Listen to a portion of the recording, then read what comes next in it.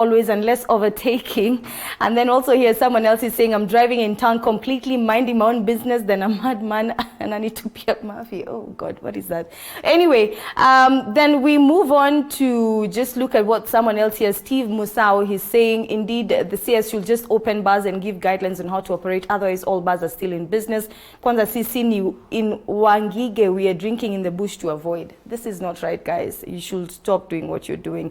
But before we actually look a little bit more into what is happening on social media, just trying to find out what's happening along the roads, remember you can send in your views and comments. Tell us where you are, what's happening where you are. Is there traffic? What's happening in your particular area? We'll be highlighting those comments and your feedback in this morning show today. But I want to introduce my guest today, Areba. He likes to be called Omoyo, but you know, I like to call him Areba Samba. And he's basically here as an analyst to help us look through the papers, the dailies. Areba, good to see you. Good morning. No java maski yako bana. But I have it.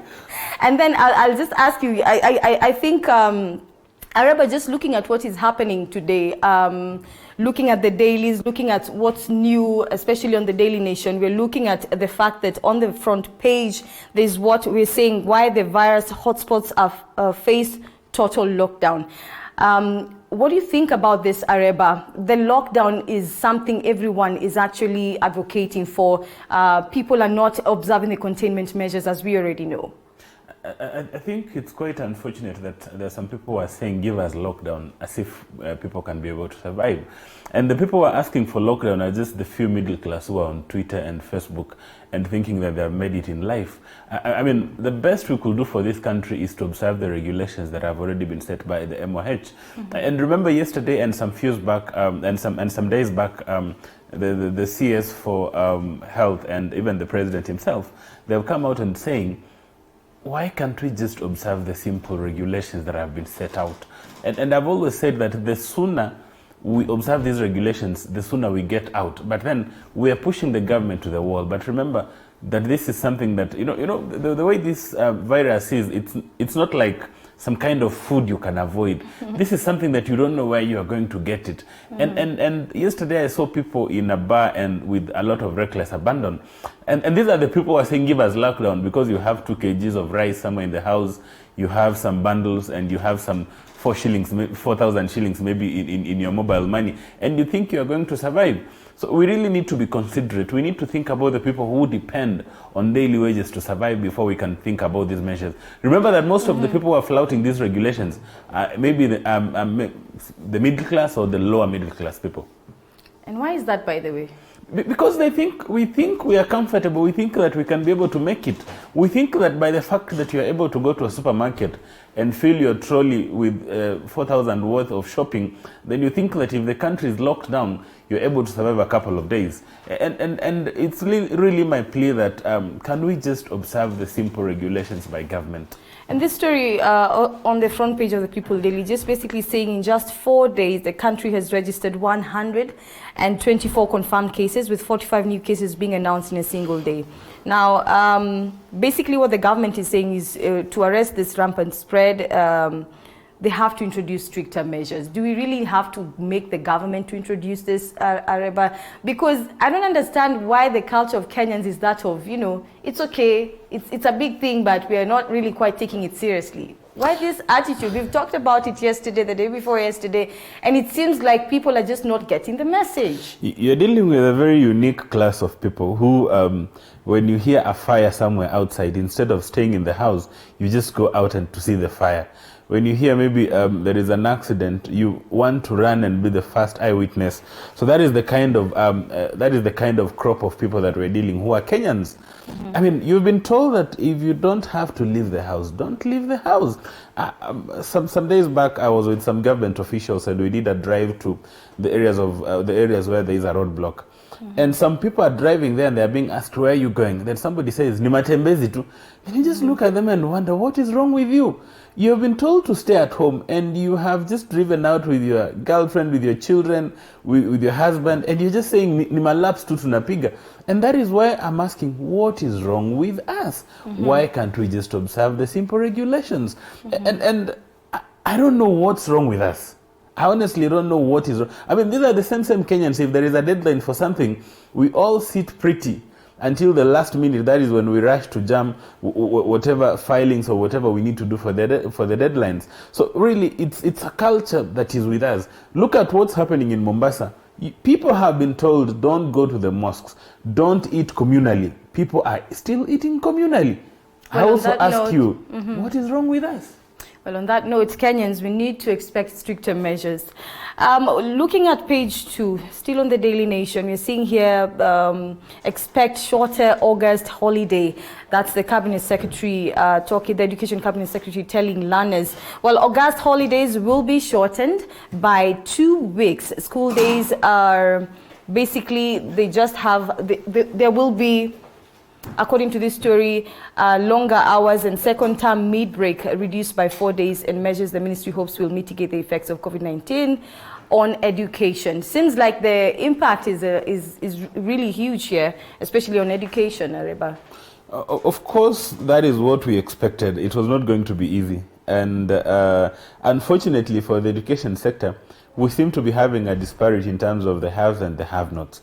Remember that the CS of Education has come out before saying that there has to be mechanisms of even people learning through the KICD programs, through the Google platforms. But then you ask yourself, what happens to the kids somewhere in Marsabit, the kids somewhere in Kisii, the kids in another town who does not have access to those platforms? But I'm happy that sometimes, was it last week, he came out and said that if indeed there's going to be the national examinations, which the government has not made a decision to cancel or otherwise, then there will be an equal opportunity. Everybody will be tested according to what they have learned. But then this for me is a change of time. Can we now invest in some of these things that we have been speaking all along? The issues of rural electrification, the issues of laptops. Remember that laptops were supposed to come through to all kids who are joining class 1. This is the time then those laptops will have really worked magic. And for me, I believe that this is a turnaround time. We need to relook at our systems, be it in education, be it in health, be it in security, so that I have developed this saying that once this pandemic ends, we are not supposed to come out the same. We are supposed to come out better. And with better planning. Sure. Because this is a matter of planning. Some of these things, I think we should sometimes, have some cushion for ourselves, especially when it comes to crisis. And just page 3, the title here says it'll get worse before it gets better. Basically a story here on a doctor, Achieng Mbaju, a senior lecturer in the Department of Medicine at the University of Nairobi, is basically talking about COVID-19. And a little bit about this story talks about the assessment of Kenya's levels of infections, recoveries, and mortalities. Is the curve progressing as per the initial model, do you think, Areba? I've listened to Dr. Moth, but unfortunately I'm not a medic. But what he said is that the modeling was just for planning purposes. And he said that everybody wishes that whatever they had modeled does not come right. But then I still go back to my initial conversation. Why is the curve going up? Why are we having more infections in Eastleigh? Why are we having more infections in Mombasa? It's simply because we are not following the simple regulations. There are areas like Kileleshwa and South C and South B, which had initially recorded one case. But then since I think the people in that area did put in mechanisms to contain the same, we have seen the curve flattening in some of those areas. But then the areas like Eastleigh and Kawangware and Mombasa, it's simply because of our way of life. How I wish that when we got that model and that curve, we could have worked not to get to that curve. We could have worked against it. But unfortunately, we being Kenyans, it's like we are working towards attaining that curve so that we can satisfy the government modeling, which is really unfortunate. Wow. I like your thoughts, Areba. Well, looking at the People Daily, just moving over to another daily here. The People Daily, the front page talks about Magoha outlining roadmap to exams. Basically what we've talked about. I think that's a big story in the dailies today. We also look at page 2, talking about Munya's proposed regulations for tea sector faltered. Well, the proposed crops tea industry regulations 2020 that were recently unveiled by Agriculture Cabinet Secretary, basically we're seeing here, will struggle the small holders, tea farmers, if allowed to pass in current form. A legal expert basically talking about this matter. Areba, this is a big story, yes, of course, yes, as yes, you can see. Yes. I think the concern is the tea farmers. What does the future look like for them? Do you know why, Leah? I come from a tea growing zone. Basically, I was educated using the proceeds of tea. But then there has been a kind of disparity in the country between a tea farmer in Muranga and a tea farmer in Kisii, a tea farmer in Meru and a tea farmer somewhere in Migori. Why do we have that disparity? Yet it's the same tea that we're growing, it's the same tea that is being exported. It is because of what we commonly refer as cartels and middle person. The middle person have been gaining more than the farmer. And the reason why, even I'm told that there is a contemplated court case on that particular issue. Do you know why? There are people who are not tea farmers, who are not tea growers, but they're making more money more than tea farmers. I mean, how can you have such a country? It's crazy. You are not growing cotton. You are not exporting, but you are making money more than the person who's growing it. And that is the kind of, let me not use a bad term on air, that is the kind of mediocrity that these regulations are meant to address. And I have seen the regulations receiving a lot of support from a cross-section of farmers. But the people who are complaining there, they are not even tea farmers. Why? Because they know that their time is up. And for me, my encouragement is to the Agriculture Ministry is that let us pass the regulations down to the real farmers who will be able to have their input before we can have a final end. But for me, from where I sit is that this is the right move. We have to talk about some of these things. Remember that the coffee industry was killed in the similar way. Cotton industry was killed in this similar way. Now they wanted to kill the tea industry. We have some people who have been uprooting tea. I think you've seen it happening somewhere in the Mount Kenya region. But when the agriculture CS comes and attempts to regulate the sector, some people are crying. They don't even grow tea. Some don't even drink tea. And this story goes ahead to talk a little bit more. The Milimo, let me just take it back a bit. The Kenya Development Agency, just talking about the fact that the regulations are going against the spirit and letter of the Constitution and will significantly rather reduce the earnings of the tea farmers. That is nonsense. Basically what you're talking about, but I mean, it's of interest to at least follow up on this story and find out how this story pans out. Leah, whose interest does the Kenya Tea Development Agency, the KTDA, advocate for? Of course, not for farmers. During the last bonus season, I was among the people who condemned the amount of money that farmers, mostly in the Nyanza region, received as bonuses. That is why I'm asking, why do you have a farmer in Nyamira and Kisii receiving less money than a farmer in Migori? Why do we have that disparity? And you see, the KTDA did not put its house in order. Now, when the house is being put in order, that is the time they're coming out to complain most. And that is why I'm asking you, whose interests do they really are advocating for? Some of those people at KTDA, they don't even know how a tea farm looks like. Some of them have never gone to the ground and seen the kind of suffering that those farmers are going through. So the KTDA just needs to put its house in order. I can tell you for sure, KTDA is not advocating for interests of farmers. KTDA is advocating for interests of other people who are not even tea growers, who do not even consume tea. It's very worse that you are trying to say that we are advocating for interests of the tea industry when you have never even bought tea leaves. Mm-hmm. Well, let's move on to that story. Very passionate sentiments there. It's something very unfortunate when you hear somebody speaking, and they have been there all along. They have never taken a step.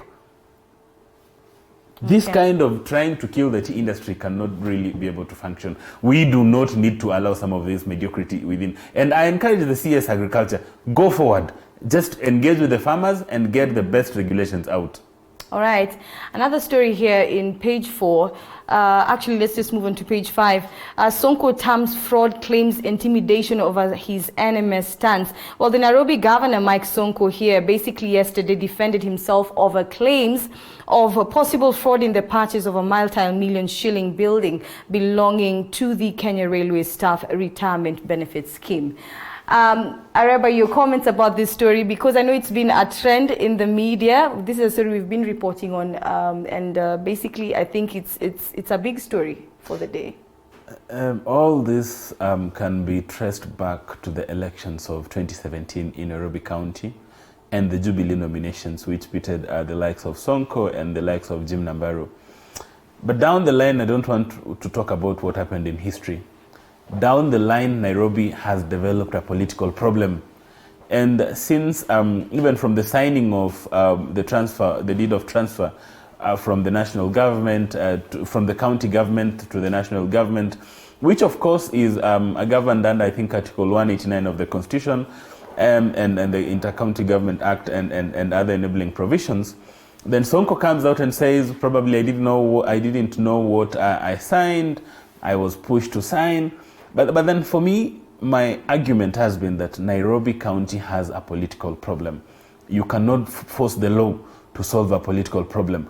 Only politics can be solved by politics. When you try to apply the law into politics, you get a result of what happened in Kiambu County, where somebody is impeached and immediately somebody is gazetted, and some of us have been trying to gazette some documents for the last 3 or so months. So what is needed in Nairobi is a political solution. Political solution is only going to come from Jubilee. Remember that Jubilee is the controlling party within Nairobi County. It has the majority MCAs. It has the governor as he was and as he is right now. And the only solution out is the Jubilee party leader needs to stem his control as a party leader in controlling the affairs of Nairobi County. Remember that for the longest time possible, Nairobi County, we had an exchange CECs or cabinet. A cabinet that is there today, tomorrow is not there. Tomorrow somebody is in office the other day, until it will look like an exchange program. It's like a shift, where you're having a CEC on shift. Once it completes the shift for maybe 2 weeks or 3 months, somebody else comes. And I really wish Sonko can apply now what we call mental intellectualism. Because right now what is happening, you don't need to fight, you don't need anything else. What is expected for him is to sit down and rethink some of these things and work for the interests of Nairobians. Well, further into this story, it says that the Ethics and Anti-Corruption Commission, that's the EACC, is reportedly investigating the deal in this case, and in which Sonko confirmed he has paid 44 million shillings and has requested the sale be halted pending the probe. But, well, as you've just mentioned this story, Areba, going further into this story, you get to mention some of the things that you've mentioned, that he needs to think through his actions. He needs to think through how he's reacting to this particular matter. And the People Daily here goes ahead to talk about a phone interview they had yesterday with Sonko, where he said the alleged probe was malicious and could be a move to intimidate him to go slow on some political and legal decisions. Your thoughts, Areba? I mean, everybody has a right to purchase and own property, whether individually or in a group or in any other association. Number 2, Ethics and Anti-Corruption Commission also has the legal mandate to seek for information of any transaction and where they think that the taxpayers' money might have been used or might have been lost. But then Nairobi has had a lot of intrigues, more like a drama festival, which if they're put on a play, I think they can be able to really be a blockbuster, and they'll have so many views within Nairobi.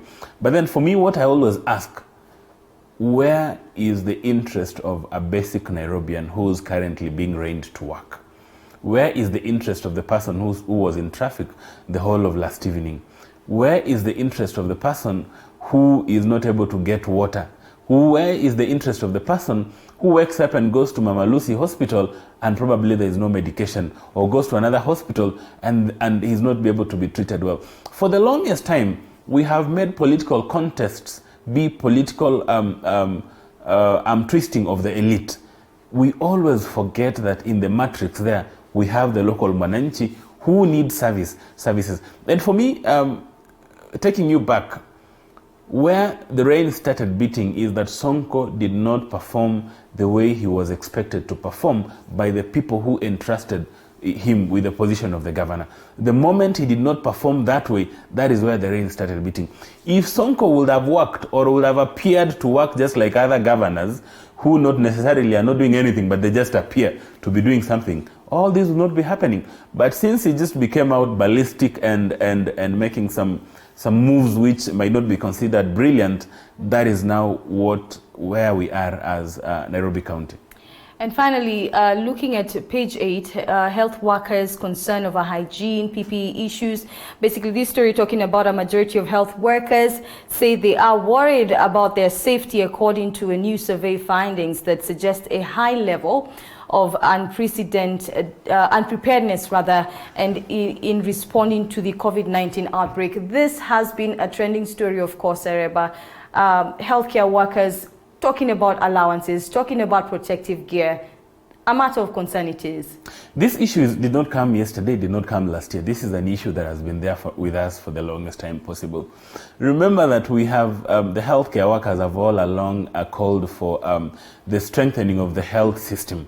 And when you talk about the health system, you are not only talking about the infrastructure, but you're also talking about the human resource aspect.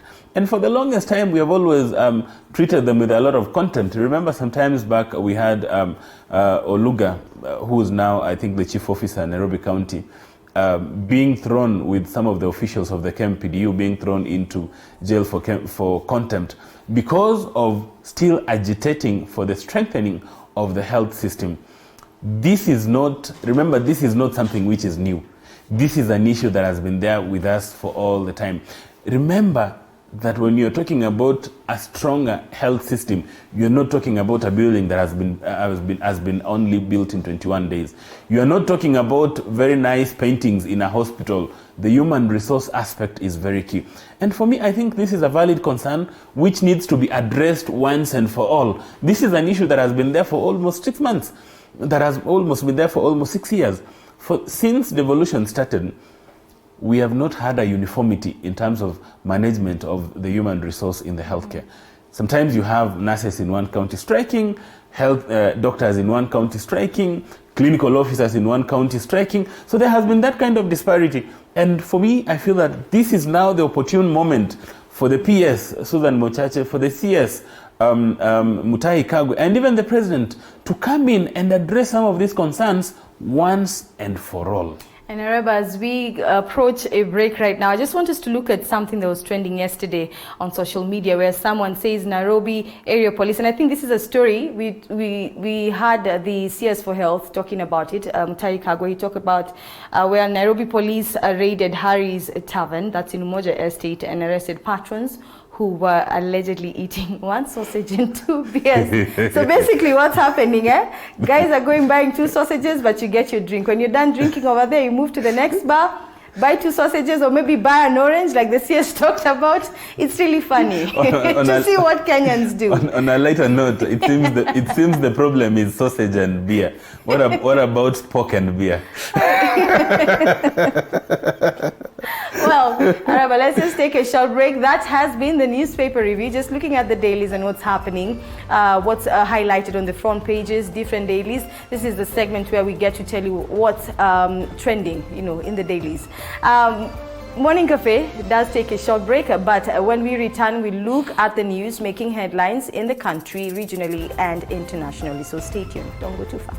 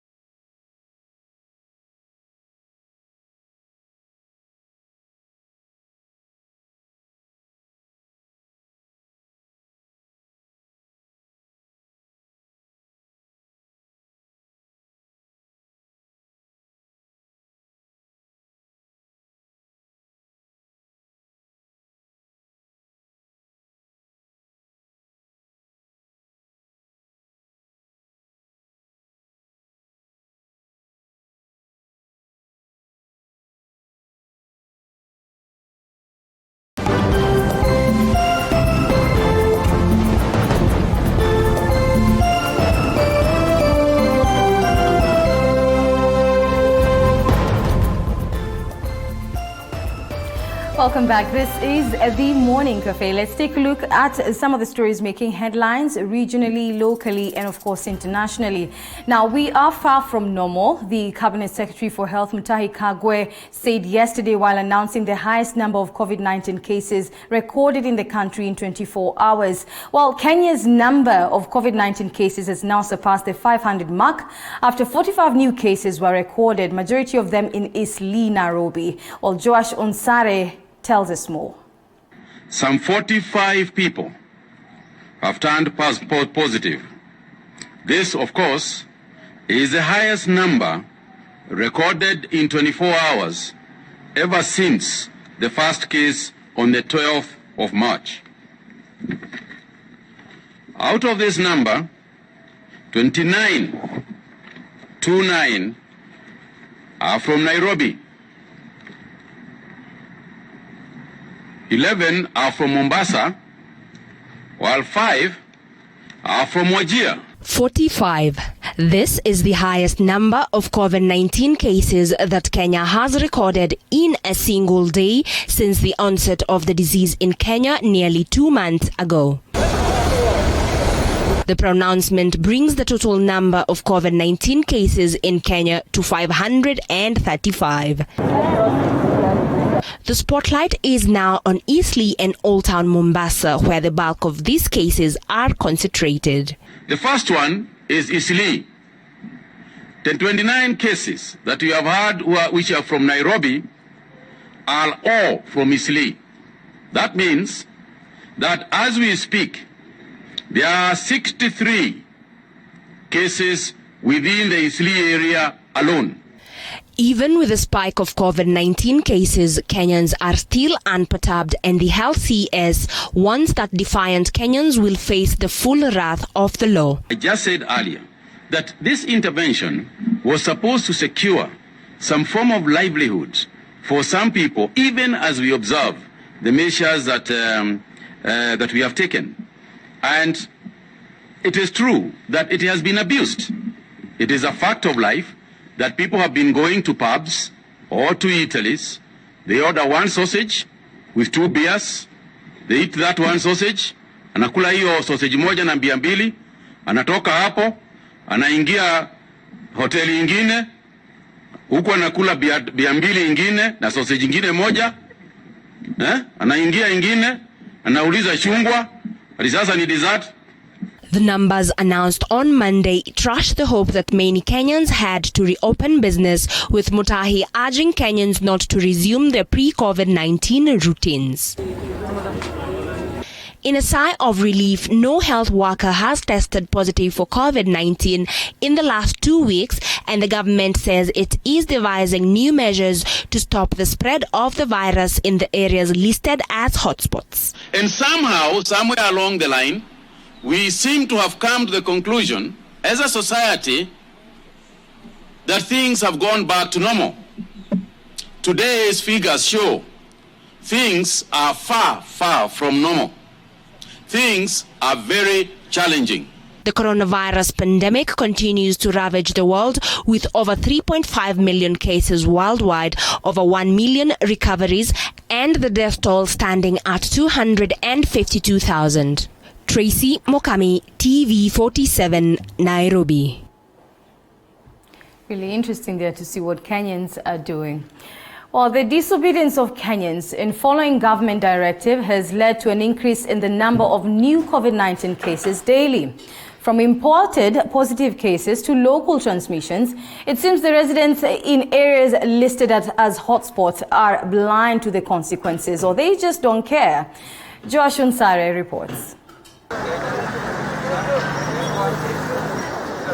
The spread of COVID-19 has been associated with close contact between humans. In Kenya, it has been noted that Kenyans are not following the laid down measures to combat its spread, like wearing masks and keeping social distance.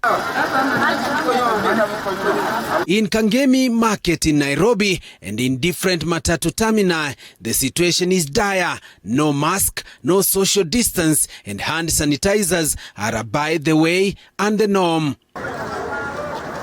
Some of the people we talked to are of the view that chiefs and ward administrators have a role to play in creating awareness and leading the residents in implementing COVID-19 precautionary measures. Chief anasunguka katika eneo la mahali anapofanyia kazi na kuangalia vile wananchi walio chini ya mamlaka yake wanaofanya, ingekuwa la muhimu sana.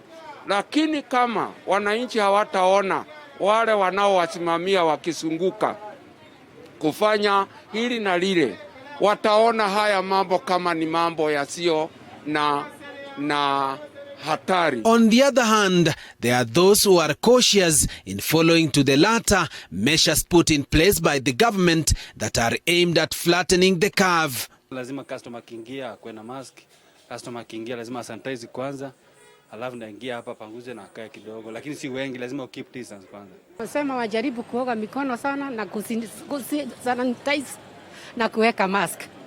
Ndio hii kitu tuone vile itaenda.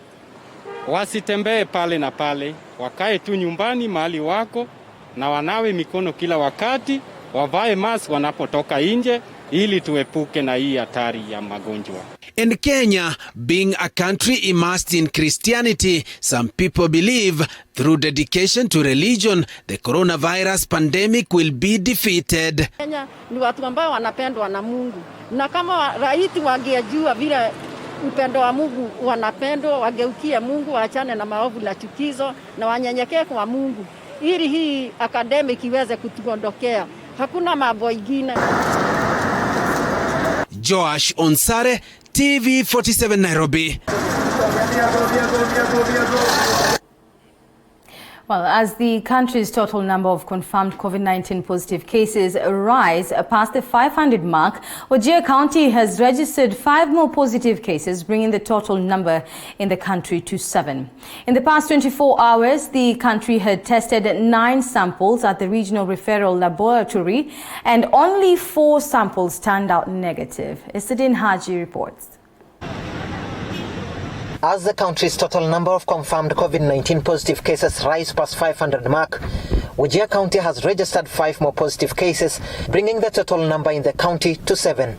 In the past 24 hours, the county had tested 9 samples at the Regional Referral Laboratory, and only 4 samples turned out negative. The long porous border with Somalia is now the new front of infections in our country.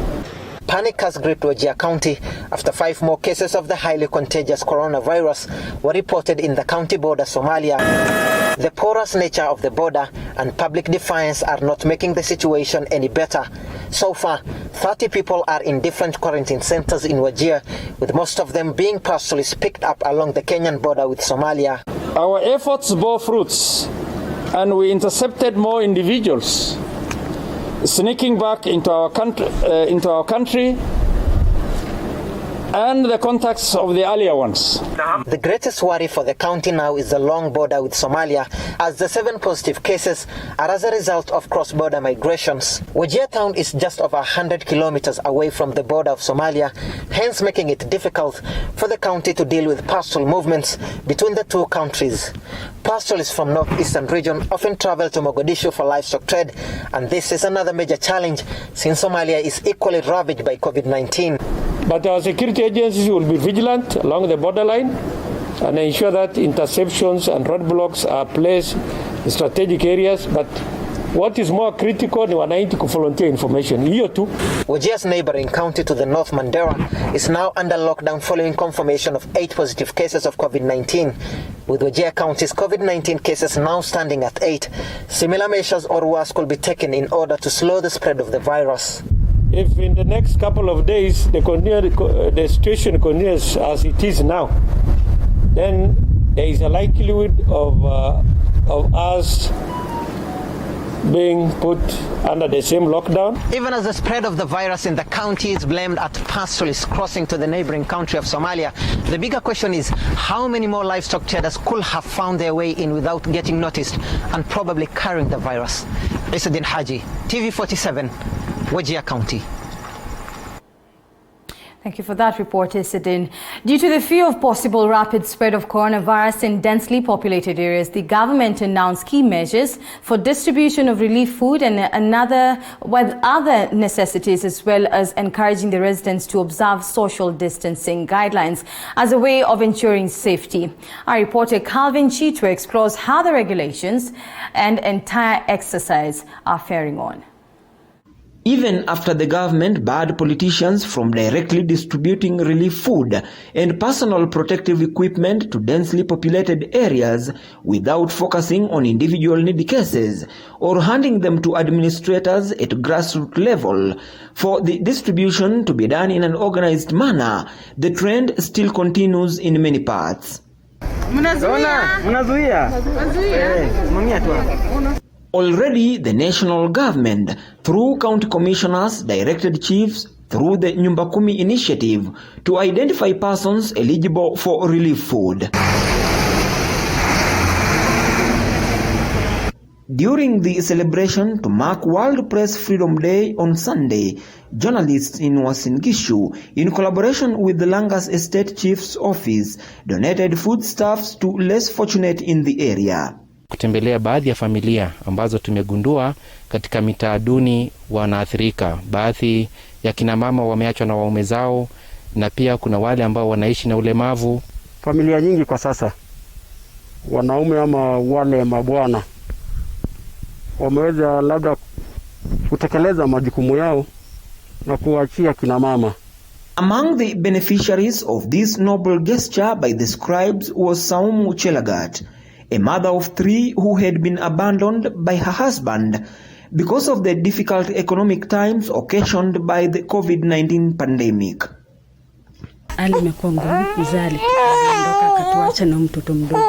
Saumu is nursing a 1-month-old infant. She narrates how she has been struggling to raise her child. 1 kilometer away, the chief and his team takes us to Philip Talai, a father of 3 who was crippled by a known disease. He is now paralyzed and can't go to work.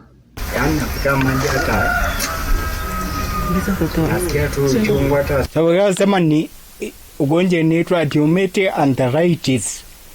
Nila kutibiwa tu na kupona. Lakini sasa nimeshindwa ani. Sina namna. Talai has to rely on his wife, who has to do odd jobs to feed the family. The children have not been attending school, and when COVID-19 was reported in the country, the situation became worse for this young family. Nikienda kuomba kazi, mwalimu ataniambia, "Enda uache ulevi, ni ukuje nitakupea kazi." Lakini si ulevi, nimelemea hata kutembea sasa sitembea. Hata kutembea tu nimeshindwa kabisa. The two families bring a clear picture of the difficulty needy and vulnerable persons are undergoing in the society during the COVID-19 pandemic period. Recently, Kases Member of Parliament Dr. Swarup Mishra donated foodstuffs to 1,000 Muslim families, an exercise that police officers from Eldoret Central Police Station had to disperse crowds that had gathered. Otherwise, we are going to spread the enemy that intruded to this one.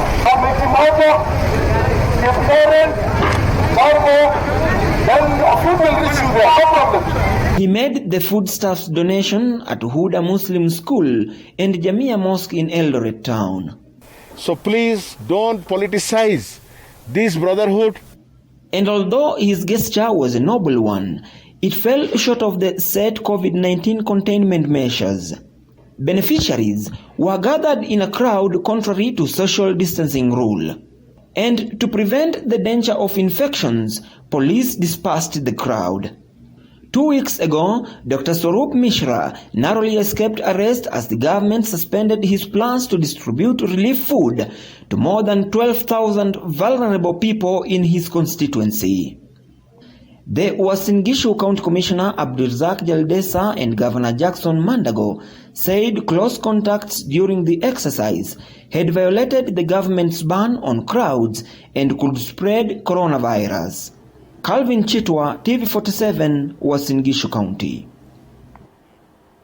The Council of Governors says KEMSA is unable to effectively supply medicines to the 47 counties, and this challenge can lead to deaths. According to Health Chairman in the Council of Governors, Mohamed Kuti, the retrogressive health laws should be looked into to allow a second option for counties in procurement of medical supplies. Kenya Medical Supplies Authority KEMSA has been labelled as the biggest stumbling block towards delivery of healthcare services in the counties. Appearing before the Senate Health Committee led by Senator Mike Mbito, the Council of Governors have expressed their displeasure in the monopoly of KEMSA in medical supplies to the counties, which they say it's too bureaucratic. Needs, and yet we are not able to procure outside of KEMSA. KEMSA, as far as I'm concerned, does not have the capacity really to supply all the medicines and all the equipment that are needed to provide healthcare in this country of ours. It's a monopoly that is dangerous. When they are delayed, medicines are delayed, it can even lead to the death of people. So that is important to state that it has been our biggest headache. The issue we have is the law that says if you buy outside KEMSA, then you have broken a law and therefore you are bound for fine or jail or whatever. That needs to be changed so that there should be a second stop shop, and my proposal has always been met. On the Universal Healthcare Program UHC, which has been a success at the pilot stage in some counties, the governors say financial challenges have been a major drawback for the project. Success is not standard. That's why the pilot is different for different counties. And in fact, even when we roll out, it will not be 100%, or if Machakos is 80%, it doesn't mean all the counties will be 100%. I know Kisumu had very special challenge, even accessing the UHC money because of the challenge of assembly and the wrangles between the assembly and the executive to pass the funds. Isiolo Governor Mohamed Kuti told the Senate that effects of the coronavirus pandemic have negatively impacted implementation and intergovernmental partnership agreements entered between several county governments, Ministry of Health. 6 of us again were selected to go and further negotiate with the Ministry of Health. So in terms of consultation and in terms of arriving, we had turned through a lot of issues until about 3 items were left. As I said, issues of KEMSA, the legal aspect of it, issues of doctors. That became an issue where we are paying for doctors who are being trained by national. Similarly, the county's bosses say UHC program will be derailed due to reduction of financial allocations by 11 billion shillings thanks to the national war against COVID-19 pandemic. Elizabeth Mutuku, TV47 Nairobi. Thank you for that report, Liz Mutuku. Well, the Ministry of Education has released a raft of measures that will see students and pupils complete their syllabus within the scheduled time. The ministry, however, insists that the national examinations will go on as planned. Andrin Kilemi tells us more. I am focusing on the disease, not so much on going back to school. In his response to questions raised by the Parliamentary Education Committee, Education Cabinet Secretary Professor George Magoha says the ministry has put in place a raft of measures that will see the education sector withstand and recover from the coronavirus pandemic. For instance, the CS says the second-term half-term holiday will be shortened by 4 days to allow learners have more study time. The otherwise month-long August holiday will be shortened by 2 weeks. School day time will also be adjusted to have longer hours, meaning more class time for learners. The Ministry of Education, however, insists that national examination dates will remain unchanged. On the modalities the ministry is using to educate learners while at home, the ministry says it has embarked on using both TV and radio to reach students, even those in the rural areas. The coronavirus pandemic has disrupted the education sector with more than 15 million students at home. 460 schools across the country are currently being used as quarantine facilities. Andrin Kilemi, TV 47. And well, remember, today we do have a guest in studio, and we have a lot of stuff lined up for you this morning. And of course, we'll be discussing a couple of issues there regarding farming in our lifestyle segment. And of course, also we're looking at current affairs. And today we are asking you the question of what will make you switch careers. This is something that many people have pursued, and we want to hear your views and your comments. Tell us what you think would actually make you switch your careers. You can send in your views and your comments to us through our social media platforms. That is TV47KE on Instagram, Twitter, and Facebook. Again, today we are asking you the question of what will make you switch your career. Morning Cafe does take a short break at this moment. Don't go too far. We'll be back with the segment on our discussion today.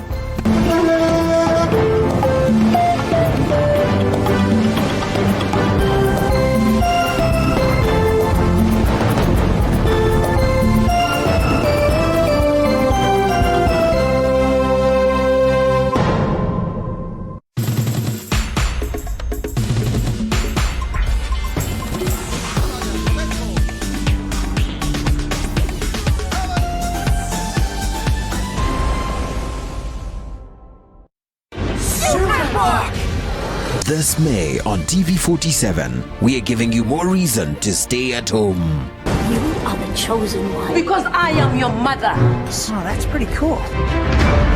Same-sex attraction isn't completely gone because my root is from God.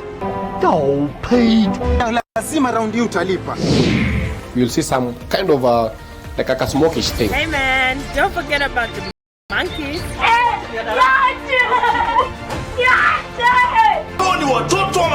Mama Saida, see, shut up.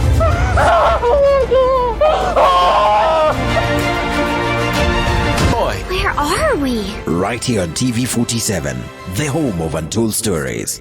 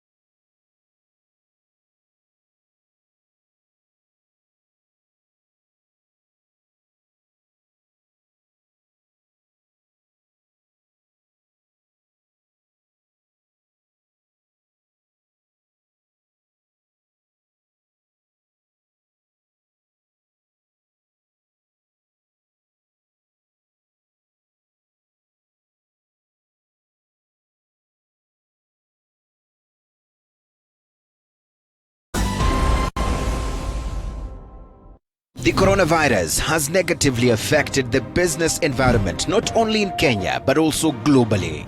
We at TV47 are in support of measures taken by the government of Kenya to safeguard the public and keep livelihoods going. In this regard, we wish to appreciate the business entities that are resilient and putting on the Kenyan spirit to sustain their businesses. We wish to support your business and the measures taken to be at the forefront of championing COVID-19 awareness by giving you free advertising in our 24-hour nationwide TV station. You can advertise your business and mention measures your company is taking to mitigate the spread of the virus. This initiative is geared towards providing a platform for continuous interaction with your clients and visibility of your business. To be eligible for this free advertising on TV47, please visit www.tv47.co.ke/advertiser and fill the following details.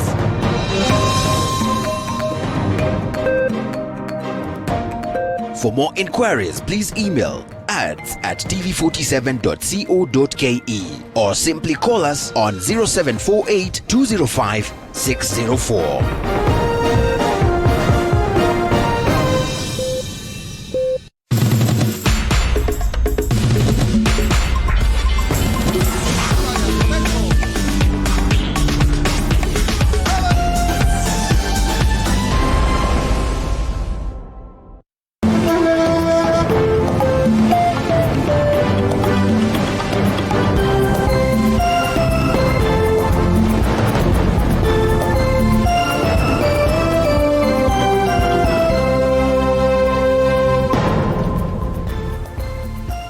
Welcome back. If you just joined us, this is the Morning Cafe. Let me introduce my guest in studio. We have Areba Samba, who's been with us since 7 a.m.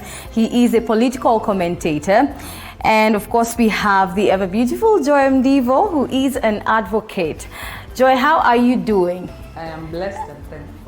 Just for the record, I'm also an advocate. Okay, fine. Areba, we know. But good to see you guys.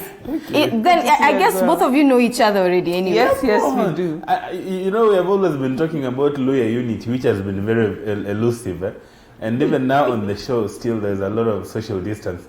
So the Luya unity might not be achieved anytime soon. But good to see you guys. At least it's good to know that you're all keeping well, especially during COVID-19. Joy, it's been a while and it's good to see you again. Of course, also Areba, it's been a while as well. Areba amekuwa akinihepa kidogo lakini she's here today. Because Leah doesn't give us tea, she only gives us water. Hey, come on. Umenichomea lakini ni sawa. So let's just look at some of the stories today. I know COVID-19 cases are spiking in Kenya, the numbers. Right now we are standing at 535. The numbers are rising on a daily basis, and Kenyans are still being told to observe the containment measures. I just want us to look first at the numbers. What do you foresee, or what do you make of these numbers, Areba?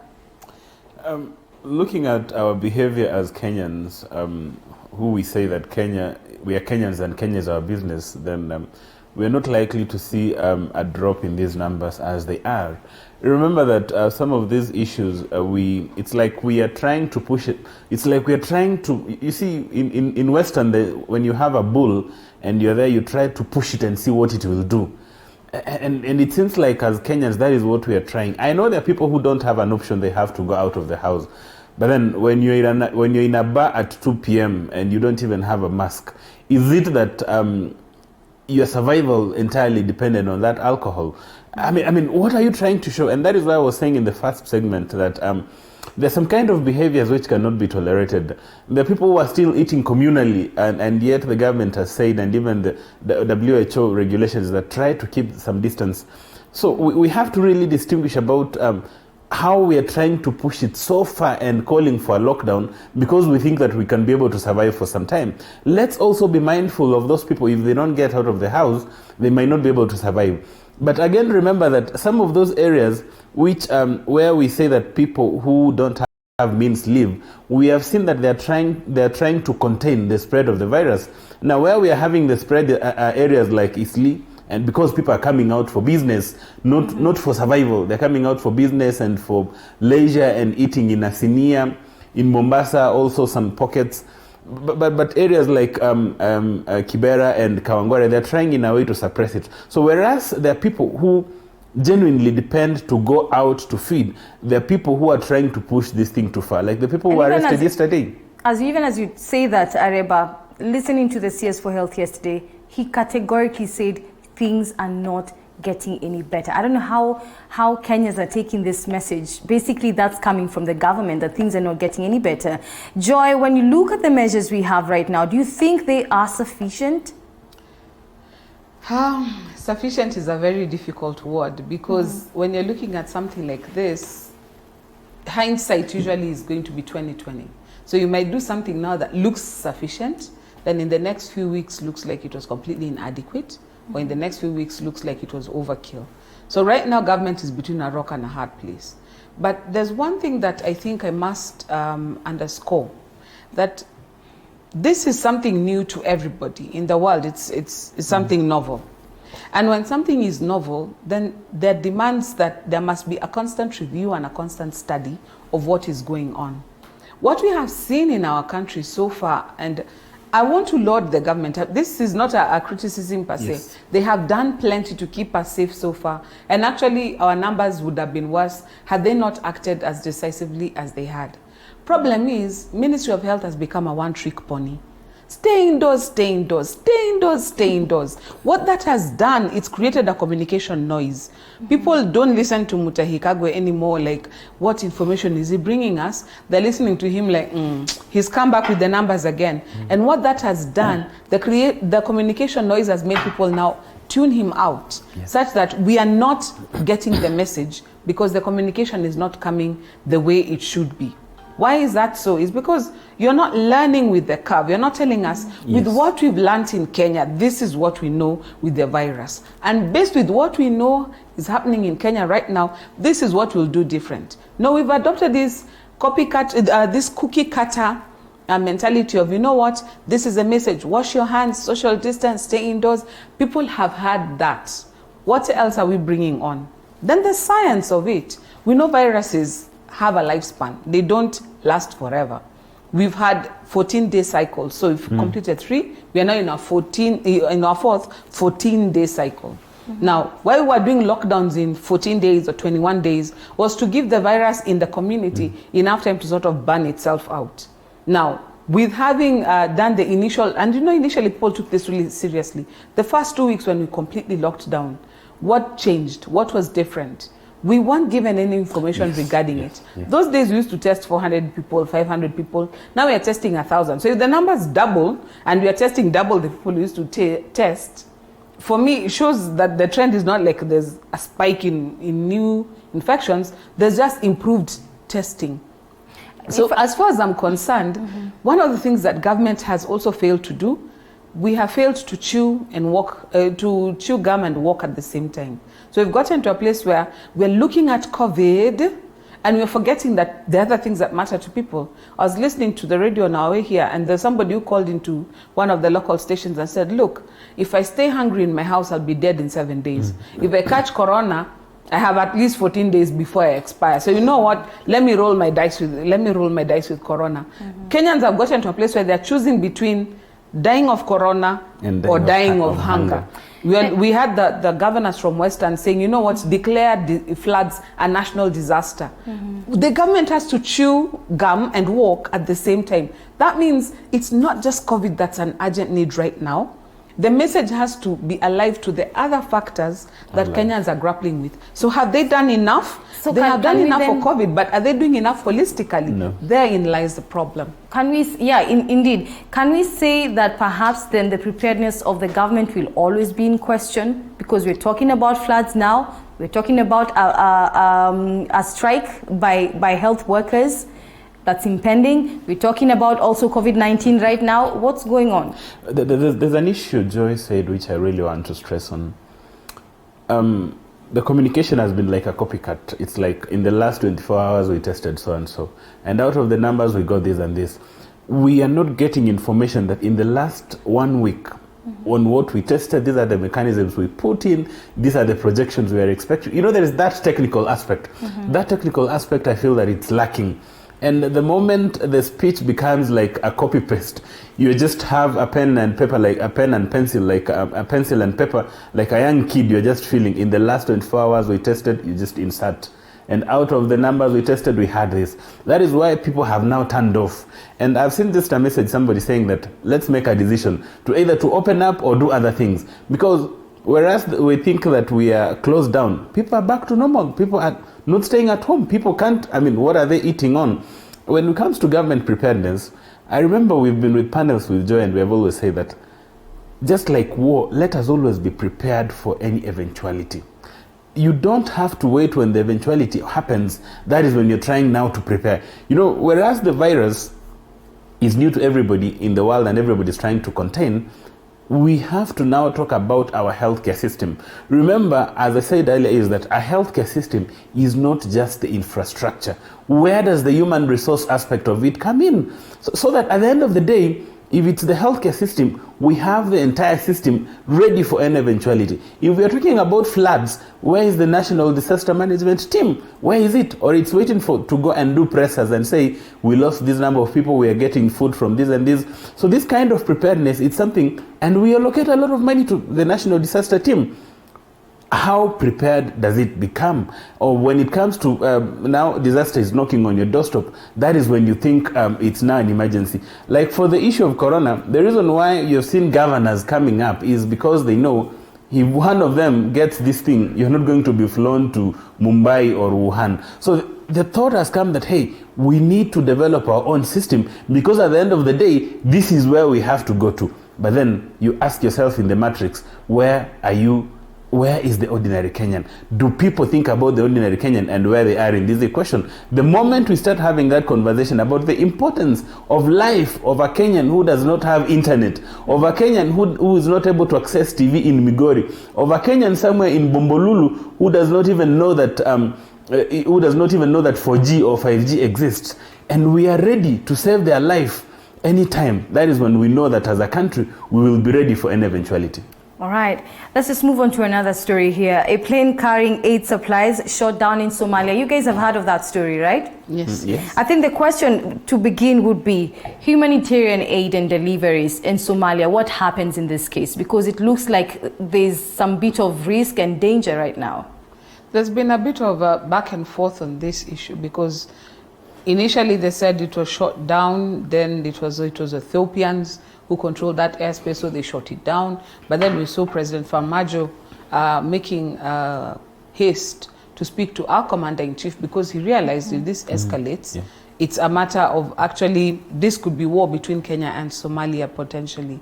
So this is something that currently still under investigation. So even we're not exactly sure what happened. All we are sure is that there was a plane that was not faulty, that had a scheduled flight that was taking medical supplies that was actually brought down. Who brought it down and why they brought it down is still in question.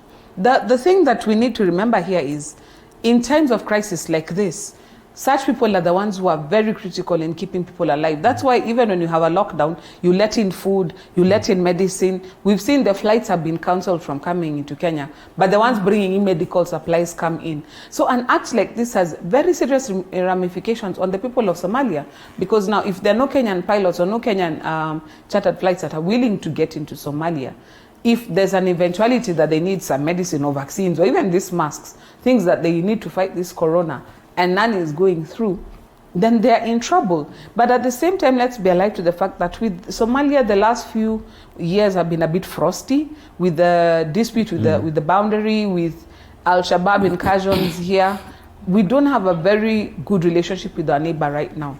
And this is the time when I hope our commander-in-chief and our armed forces would take the opportunity to stamp the authority in that region, because for people to have the courage to shoot down a humanitarian plane, it tells you, by the way, they are flexing their muscles for something more serious. So I wouldn't take this as a random accident by some rebels.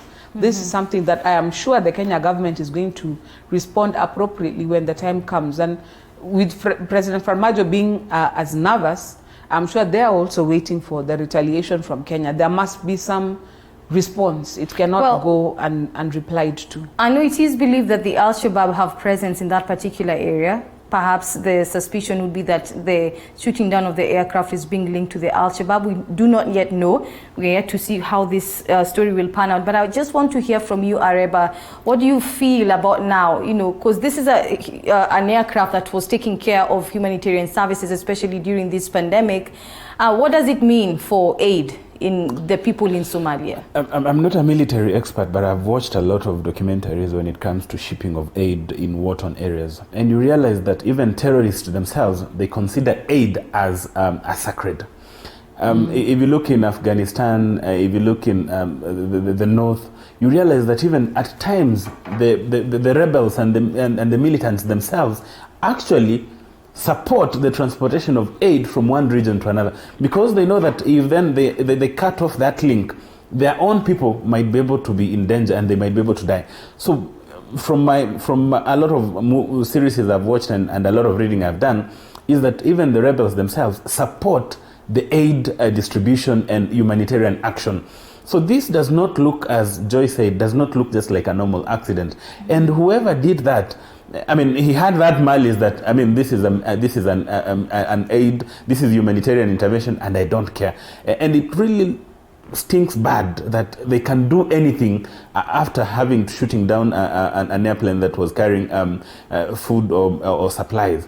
Having said that, if you look at our foreign relations between Kenya and Somalia, it has not really been the best even in the recent weeks.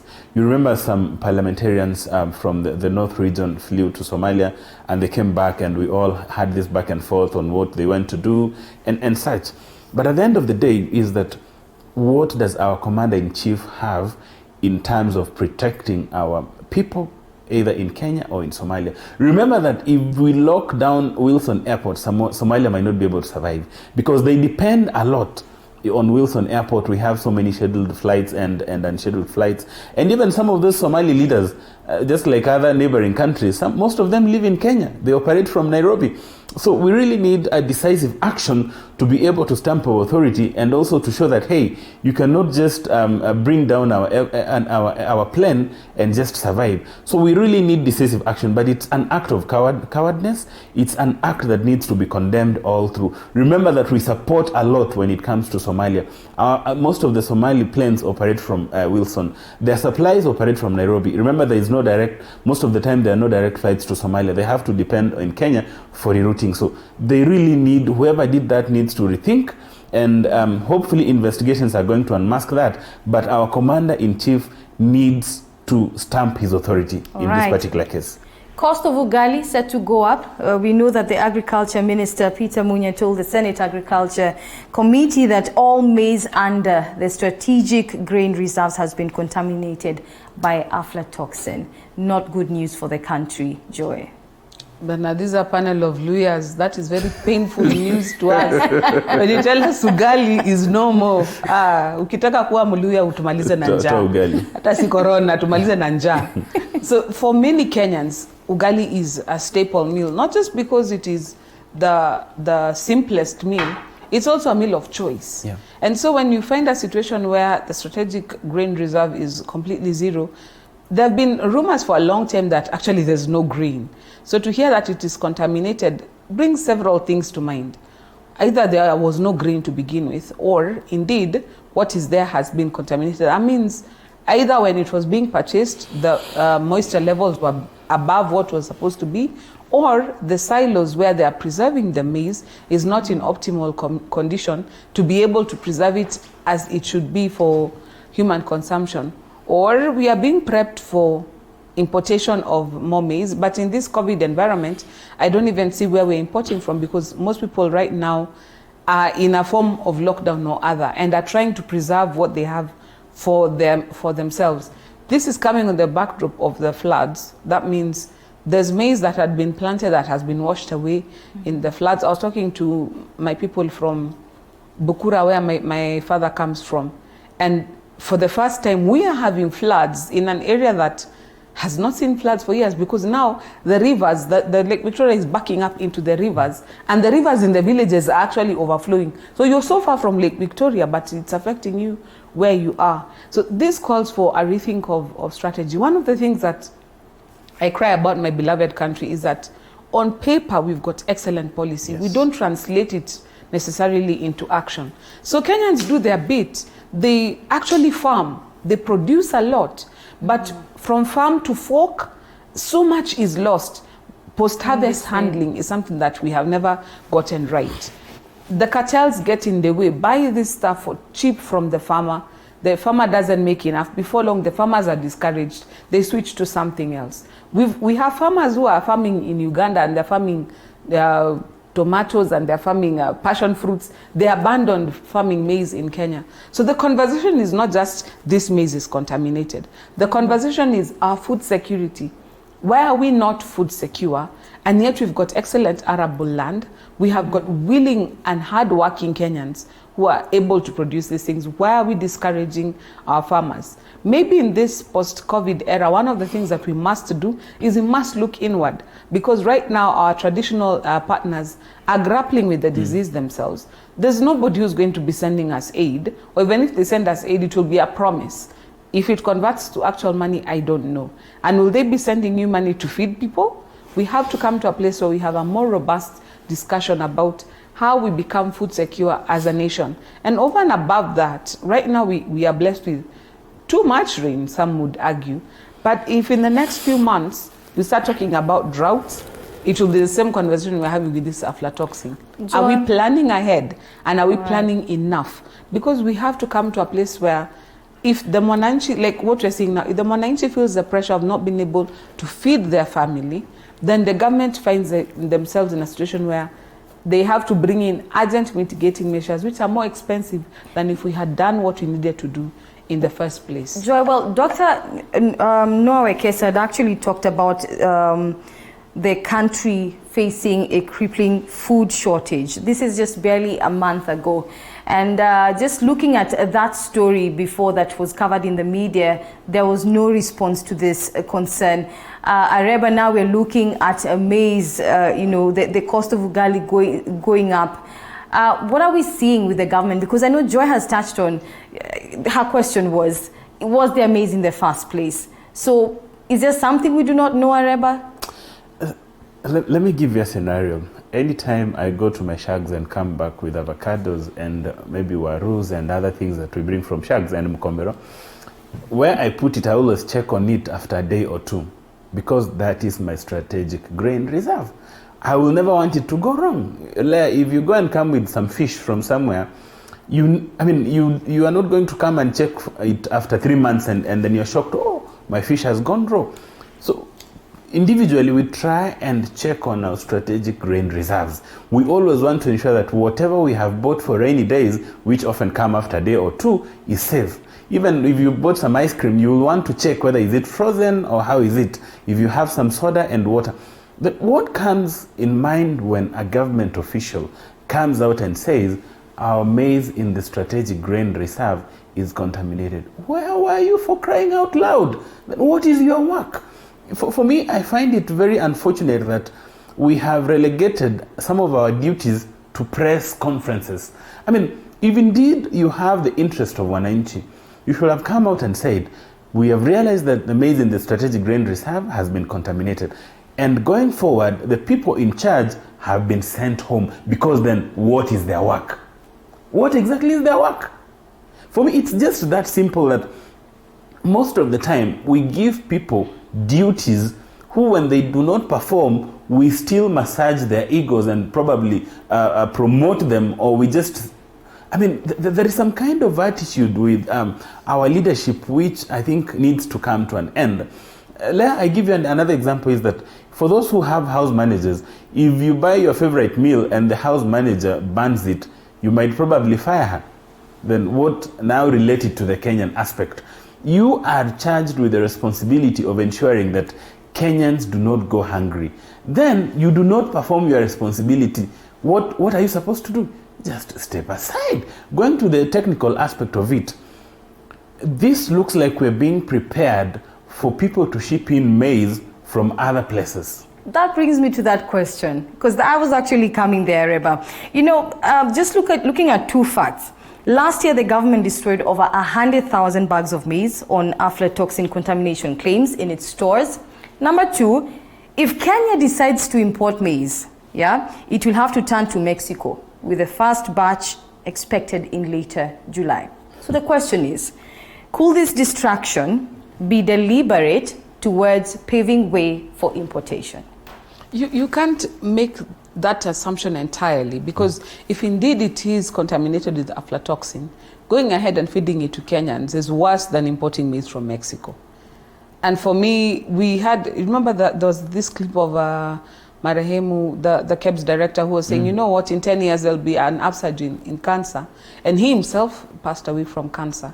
So you come to a place and you realize there is a lot of cancer in our society right now. So if they decide to go ahead and roll the dice with contaminated maize, I think it would be more catastrophic for Kenyans. So if they need to import maize to bridge that gap, then maybe that is the lesser evil. But there is the point Areba was making earlier. The people who are in charge of doing this story we have had for too long. It's over 2 decades now. We've kept talking about our strategic grain reserves. We've been talking about post-harvest handling, our infrastructure, the silos. Do we have enough? Do they have the latest technology in drying maize, in preserving maize? If you're talking about, is it medicine that we're putting on the maize to preserve it from infestation? What are we doing different? Or are we still behaving like our grandfathers who just had this granary that was raised off the ground and had a tin of water underneath so the rats don't get in? Are we still at that agrarian level? Let us use technology. Now we're in a modern era where we don't have to do things the way they used to be done before. If we need to outsource this, for example, government keep this much, but offer incentives to investors. Build silos, preserve for us X amount, and you will get this. Even if it is renting a silo from, there is so much enterprise and technology right now. We should not be talking about losing grain to aflatoxin. But that said, if this is being done for the sake of some business, like I said before, right now with COVID going around the world, you might find that even where you're thinking you're going to import from, people haven't been working as much. They don't have as much grain to sell. They may not be willing to sell it to you. Let me go back to the biblical times. If Joseph had not had the foresight to preserve as much grain as he had in Egypt, so that they are able to sell to the world, then the whole world was going to die of that famine. But do you know there are only those who had the money who are able to buy that grain. There are many people who died during that time because they didn't even have the money to buy. Right now, talk about empty grain reserves. What does our treasury look like? Do we even have the money to go and buy this grain? We are at a place where as a country, we have debt, we have things that we are juggling. So this is such a tightrope for the government. But right now, our policymakers are being hung out to dry. And if I were them, it's also the time, like Areba has said, if you needed to clean house, you've got the perfect opportunity. All right. This is when you should put your things in order for the sake of Kenyans. Okay. Well, let's just look at Europe and China, their economic relationship.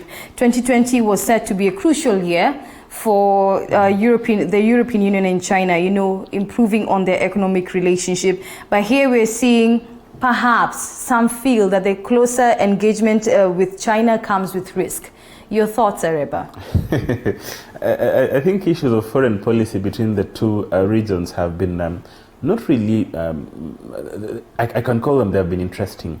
Even the way they have been relating to other regions in Africa and such. They all expected that at the end of the day, maybe the economies will grow. But look at where we are. But then this has presented another opportunity of other countries and other regions trying to outshine others in the midst of pandemic. And that is where some other people have been asking, is this pandemic really, is it genuine, or it's something which has been manufactured for the economic interest of other regions? That is the jury is still out there. But then for me, when I always look at these issues, I always ask myself, where does Kenya fall? Where does Africa fall when it comes to the whole of that matrix? At some point, remember that the African presidents were summoned, I think, to China, and they have also been summoned to Japan before. All these other countries have been trying to come up with something they're calling the African Presidents Summit. And also the European region in itself has had incentives. Remember that we have an EU ambassador in Kenya. This is really trying to build their bloc and bargain as a bloc and bargain collectively when it comes to the African market. For me, my interest will be, as Kenya, when we develop our foreign policy, the people who are charged with moving our foreign policy forward, when they look at that matrix, where do they place Kenya? Where do they place our country? So that at the end of the day, as we are looking for partners out there, let's look for partners who will help us grow. Remember, we have said before that we need to move away from aid to collaboration. Which region has the best formula for collaboration? I mean, even some of these people, when you try to help, don't always look at the situation of always donating. Look at how you can be able to uplift that person so that they can stand on their own. So whereas these two regions are having their own fights when it comes to the economies and such, let's position our country so that at the end of the day, we have partners from those regions who we can collaborate with, not the ones who will just be giving us aid and loans and grants. Okay. And Joy, I know part of what this story is all about, the economic relationship between Europe and China, is the example of draconian clampdowns on its own citizens. That's by China, to accusations of spreading misinformation in Europe. Joy, what do you think about this? I think on this score, China has been vindicated because let me take an example, for example, of Britain. They had that attitude to begin with. You know what, there's so much misinformation. We're going to deal with this. There's herd immunity, blah, blah, blah. The next thing you know is that they realize, oh, this thing is going to wipe us out. Let's lock it down. And by the time that they were copying what China had done, they had borne the brunt of ignoring China to begin with. And I think that is the misfortune of underestimating your, not exactly opponents, but your opposite number. China, for a long time, people have thought, you know what, they don't give you all the information. They keep some information under wraps. China did keep some information under wraps, but I think they told us enough to sort of set us off and to get us in the right trajectory. Maybe the science of it, they didn't share everything. Maybe the genome, they didn't share the complete. On that score, I don't know. But on the social score, Europe is bearing the brunt of ignoring China to begin with. What it has also done, it has exposed the Achilles heel of most countries where, because of capitalism and the fact that China has so many people and so the labor there is so cheap, and then they have a lot of technology, so the factors of production are low, many European countries outsourced their production to China to try and make themselves competitive in the market. What this has done, it has exposed their soft underbelly, that their own economies were actually largely dependent on China's survival. Now that China is on shaky ground, they're on uncertain ground. You're hearing people like Japan saying that they want to bring back their factories home. It's time for us to recalibrate, even Kenyans. It's time for us to recalibrate. Too much is made in China. Let's start making some at home. I'll cut you short there, Joy. But before we go, I know mental health professionals are saying that humor is helping calm down nerves during the pandemic. So, what are you doing to calm yourself down, Joy? For humor's sake. I watch a lot of slapstick comedy. Maajabu has become one of my most favorite expressions these days. Side. Let's hear from Areba. What are you doing, Areba? We're in the same WhatsApp group. Huh? In that I watch a lot of Otis. I watch a lot.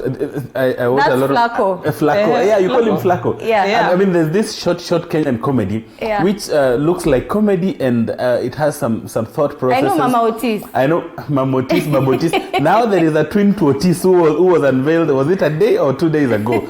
But that is still one person. So I've been watching comedy, and when I'm bored, I watch The Big Bang Theory. Okay. It was so sad that The Big Bang Theory ended without me going for live screening. Well, thank you so much, guys, for coming today. Areba Samba, a political commentator, thank you for your time. And Joy Mdivo, good to see you again after such a long time. She is an advocate. Thank you for making time, guys. Well, Morning Cafe does take a short break. Right now, we're coming back with the lifestyle segment. By the way, this is something you want to watch. We have someone in studio who is a former journalist and now is a farmer. He'll tell us exactly what he's doing right that's making him, enabling him to make a lot of money in the farming business. So don't go too far. Morning Cafe will be back shortly.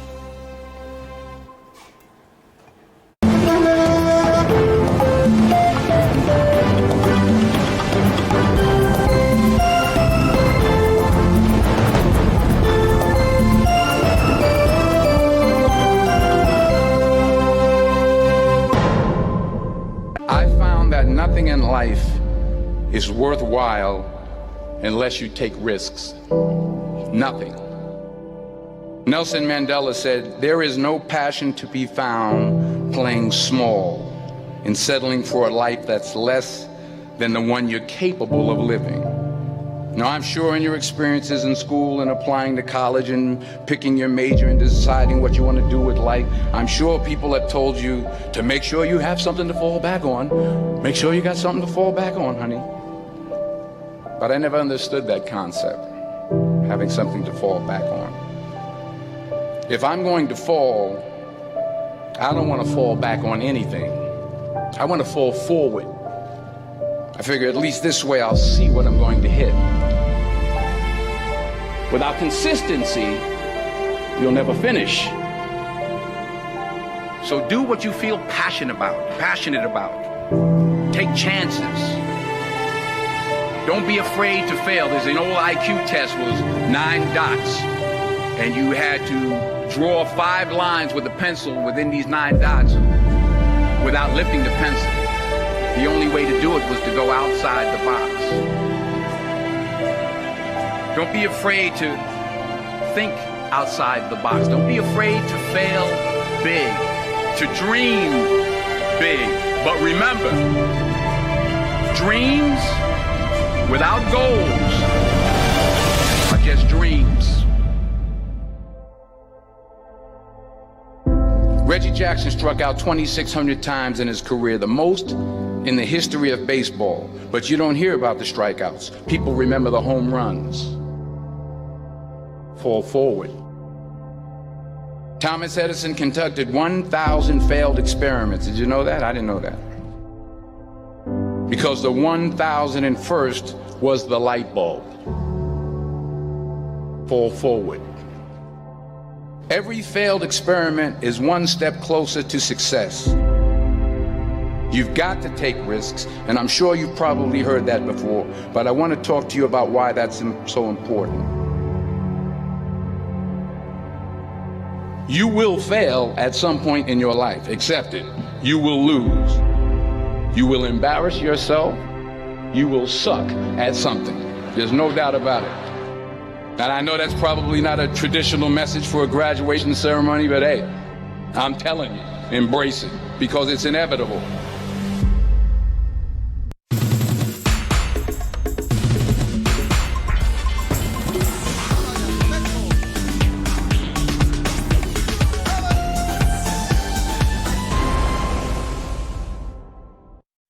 Mengi yamesemwa kuhusu jinsi virusi hivi vya corona vinavyosambaa na kuzuiliwa. Hata hivyo, sio yote unayasikia ni ukweli. Uongo mwafanya watu wengi kuishi kwa woga kote ulimwenguni.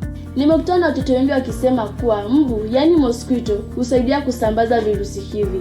Huo si ukweli. COVID-19 husambazwa na hewa. Na hiyo hufanyika wakati mtu aliyepata virusi hivi hukohoa na chembe-chembe za mate usafiri hadi kwa mtu mwingine. Ni aina fulani ya mbu ndio huleta ugonjwa wa malaria.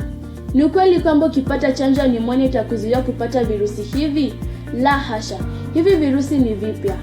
Wataalamu na madaktari wanajizatiti vilivyo kuvumbua chanjo mpya ili kukabiliana na virusi hivi. Njia ambayo ni mwafaka na rahisi kupunguza kuenea kwa ugonjwa huu wa corona au COVID-19 ni kunawa mikono yako kwa kutumia sabuni na kujiepusha na vikundi au umati. Kumbuka kwa mimi na wewe tunaweza kufanya mabadiliko makubwa.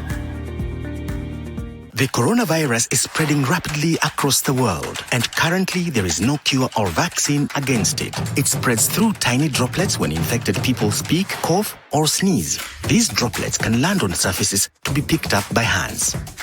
and are impossible to see with the naked eye. But just because you can't see them doesn't mean that they are not there. And you may get infected if you touch your face, nose, mouth, or eyes. To help stop the spread of the virus, we all need to do the 5. 1. Follow these steps to wash your hands frequently with soap and water for at least 40 seconds. 2. Cover your mouth with your bent elbow whenever you cough or sneeze. 3. Avoid touching your face. 4. Avoid crowded places. Keep a safe distance from other people. 5. Stay home if you can, especially if you have any of the symptoms. For more information, visit www.who.int.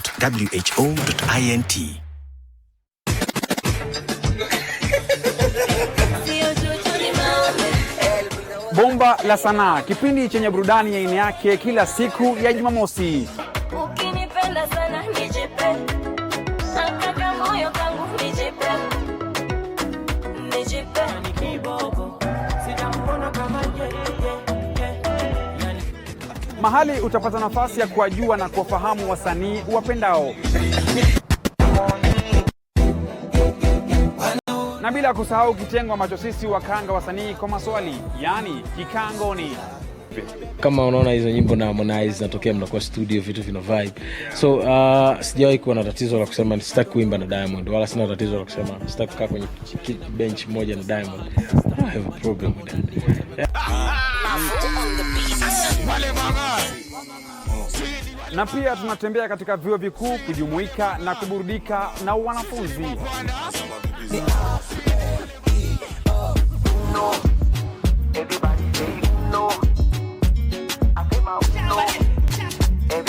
Susanna Vanesenge, hello, hello, hello. If you get to hear this song, somebody loves you. What's up, unatazama Bomba la Sanaa. Kila Jumamosi, saa 4 mpaka saa 6. Nice. Mount Kenya University takes pride in being an academic giant with some of the best infrastructure, imparting knowledge to the best brains in the country and the region. Our members of faculty are keen to deliver market-driven programs in science and humanities with a keen focus on linkages with relevant organizations. We admit both self-sponsored and government-sponsored students under the Kenya Universities and Colleges Central Placement Service. Join us today, Mount Kenya University, unlocking infinite possibilities. Sarma Enterprises Limited. We are your trusted and reliable supplier of quality timber products, construction material suppliers, which are river sand, ballast, building stones. Visit our website on www.sarma.co.ke. Sarma Enterprises Limited. Quality materials for quality structures. Sarma. Hey, Sospitason. Tumefutwa wote. Yawa, pia wewe.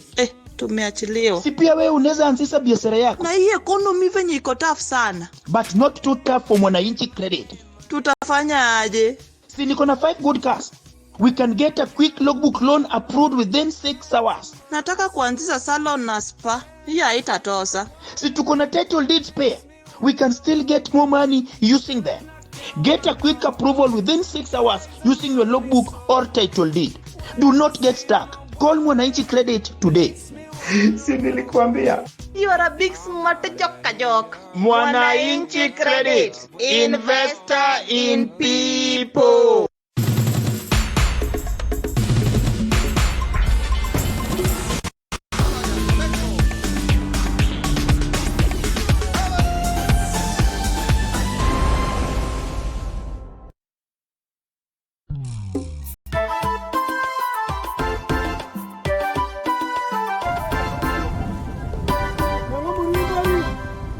Kila baada ya miaka 5 tunawachagua.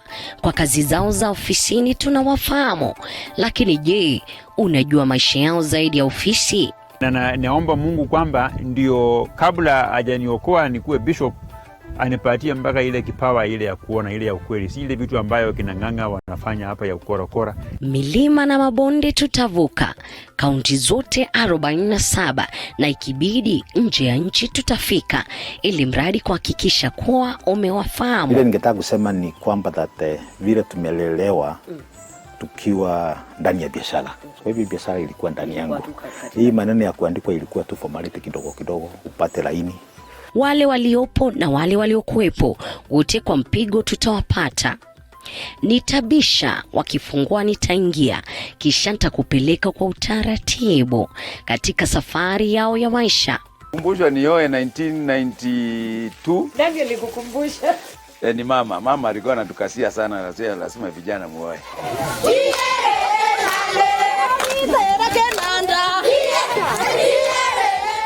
Hayo yote utayapokea katika kipindi Mfahamu Kiongozi, nami Elizabeth Mutuku, kila siku ya Jumatano saa 2 kamili.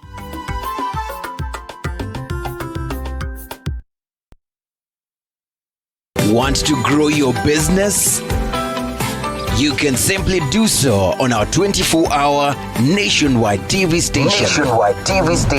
Email us on ads@tv47.co.ke. Or simply call us on 0748 205 604. 0748 205 604. Talk to us today, because the growth of your business is our business. Right here on TV47.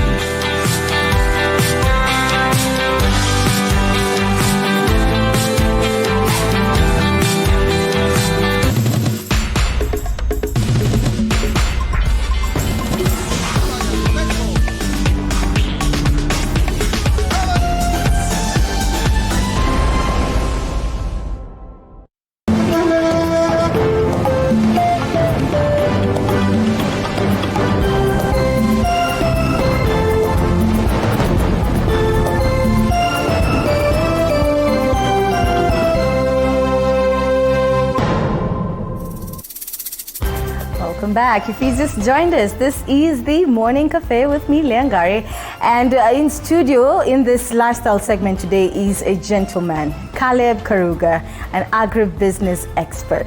If I can just introduce him a little bit, he's a good friend, he's a farmer, he's a colleague in the media industry, and someone who has a lot to tell us about the farming business. Caleb, ulikuanga journalist kitambo, and then you just decided to switch careers. What happened?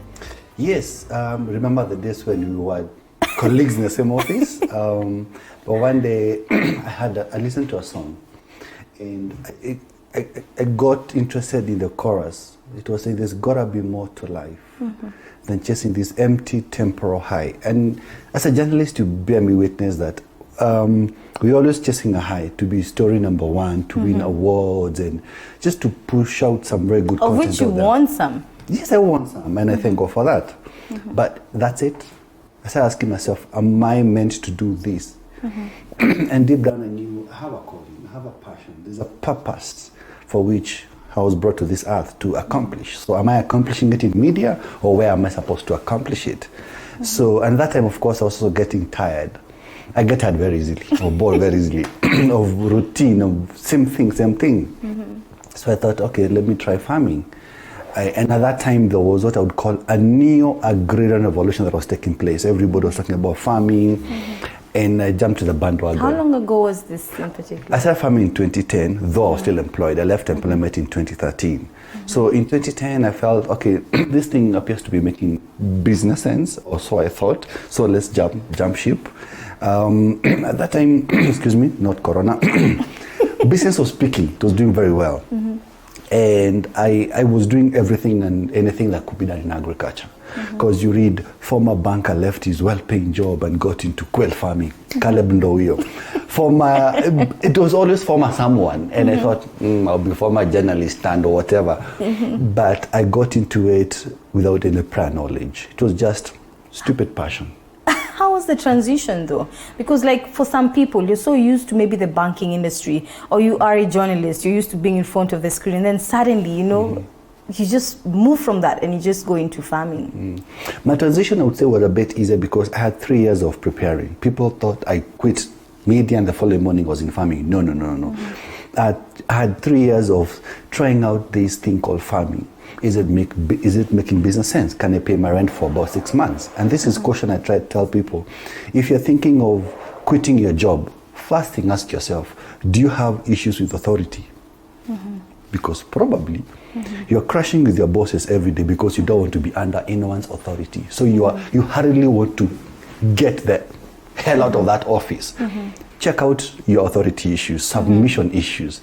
Number 2, have you understand the business where you're going? For example, have you understood how agriculture behaves? It oscillates. There'll be good times and there'll be bad times. I got into it when there was demand for pork rather, there was demand for chicken. So it was the right time for me to get into it. But I hadn't forecasted how will it be. So I tell anyone, you're bored, you're really tired of your workplace.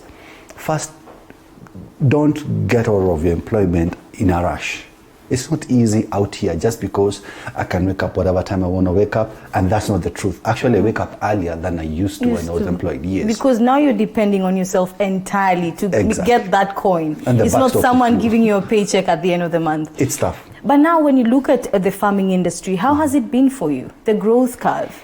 Wow. Because you are considered to be one of the most successful farmers in the country.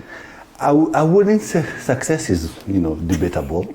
I've gone through my version of a learning curve, and 10 years later, this is my 10th year in farming. Can you imagine? I've picked so many lessons that I share with people who come to my farm for training, and sometimes with corporate clients who have me on board, just talking about entrepreneurship. One of the things I've learned, and this is a lesson I must tell you, Leah, is understand if you get into agriculture, is there a consuming culture of whatever you're going to plant or rear? Kuna ule utamaduni ama mtindo wa kumla ule mnyama. For example, we got into quail farming. One of the lessons I learned, tough lesson, we didn't have a quail egg or quail meat consuming culture. We don't have it. I'm not seeing us having it in the near future. Talk about rabbit farming. We were told we are going to be selling rabbit urine, and there's demand for rabbit meat. I mean, I talk to people for the last 10 years. I get my money from talking. We do not have a rabbit meat consuming culture. It can grow, but we don't have it. So understand it first before you put your money in any venture. Sounds like more of understand your product, the trends of your product, then engage selling that particular start product. with the market. So what are you doing right now in terms of farming? What are you dealing with? You began with quail farming. What are you venturing? What are you doing right now? All right. I did pigs. I failed. I did cows. They died. I did rabbits. They died. I did. They died? Yes, they died. I did. It's a long story. How many of them died? Let's just say. I'm sorry. And I was also conned of an incubator I tried to sell on one of the platforms. 200,000 shillings I lost. What? Yes. If I tell you my losses, they're in millions. And I think this is something people don't even usually think about. There might be losses. So Yes. how do you deal with losses, by the way? Losses that you have not foreseen? Now, one day I lost 830 something birds after feeding them some feeds, some commercial feeds from a company I'll not mention. They messed me up. There was aflatoxin in the feeds. When we took the chicks to the lab, I was told, well, I actually should be suing these people because they're the ones who have made your birds die. 800 something birds dying in a span of 3, 4, 5 days. They're dead. How do you pick yourself up, you asked me? I always ask myself, why did I start farming in the first place? If you're in agriculture for the money, please get out right now. There must be a wrong you want to right in agriculture, or in a business. For me, yes, money is good. But I want to change the perception that farming is for the uneducated, for the poor, for the retirees, people with no hope in life. That's not the story. We must change that narrative. And farming is not something that you do as a last resort. And this is the mistake I'm seeing people making, even right now during COVID times. I'm calling them new COVID farmers. Just because you're afraid that you're going to lose your job or you want to have a side hustle, farming becomes the easiest in quotes, venture people to get into, because you plant sukuma wiki in 2.5, 3 months, you harvesting. But we must look at farming as a business, not as a hobby. And that's how I started, as a hobby, then graduated to as a business. We must look at crunch the numbers. If I'm going to do half an acre, how many crops are going to be in that half acre? How is the market behaving? Should I plant sukuma wiki, or should you go in more traditional vegetables where everybody is going traditional? All right. Long gone are the days where you would say sweet potatoes, tubers like sweet potatoes, cassava are for the poor. Nowadays, if you can afford sweet potatoes and arrowroots Monday to Sunday, you're among the richest Nairobians. But we have very few producers of sweet potatoes and arrowroots among the young farmers because it's not sexy or cool enough to call yourself Mimi Mkulima wa Ndoma. It's not cool or sexy enough. You know, the new farmers, is this term, sadly people use it for most of the guys who are trying to make it very quick, and they call them the microwave generation, because they want everything chap. Exactly. All right. So one thing I want you to tell us, even as we come to a close, is for someone who's out there who's looking into farming, what would you tell them? What do they venture into? Because I know right now you have the knowledge of what's working, what's not working, what's more lucrative or not. What can you say? First, anyone who wants to get into farming, please follow me on Twitter. I tell it as it is, and Facebook. I tell it as it is. But one of the things I will advise anyone getting into farming is, and ask yourself, do you really have the passion for it? Man, if you don't have passion, that's number one, don't do it. You can acquire passion, but I would rather you have passion inborn in you. Number two, look at the market, how the market is behaving. Be able to forecast. Go to people who've farmed before you, people who will tell you, in my opinion, this does not make business sense. You will not want to hear that, but you need to hear that. I understand that you're going to make mistakes. You're going to go through a learning curve. You're not going to be like Caleb, who's done it for 10 years. I mean, I see people wanting to compete with me the first year. Yes, you can, because you have more money than I have. But there's something called the science and the art of farming. You have the science, I have the art of farming, which you cannot Google. So understand that you must go under somebody who is going to teach you, is going to mentor you, and you're going to make mistakes, but fewer mistakes if you have somebody holding your hands. The market is there, but the market can get very fickle. Understand seasons. Like right now, I pity anyone who has spinach in their farms because of the heavy rains. I don't even have spinach personally, because I understand, don't even plant this time, to just go belly up. So understand seasons, understand how the market is behaving, start small, but think big and grow your venture. It will grow, pun intended. Thank you so much, Caleb. I'd love to have you more, so I'll probably try and get you again. You just come into our studio and tell us a little bit more about farming. So much wisdom and knowledge about farming. I'm very impressed. And we do hope that you will continue to mentor more young farmers and advise the ones who think farming is an easy job, like you say. And want more ladies in farming.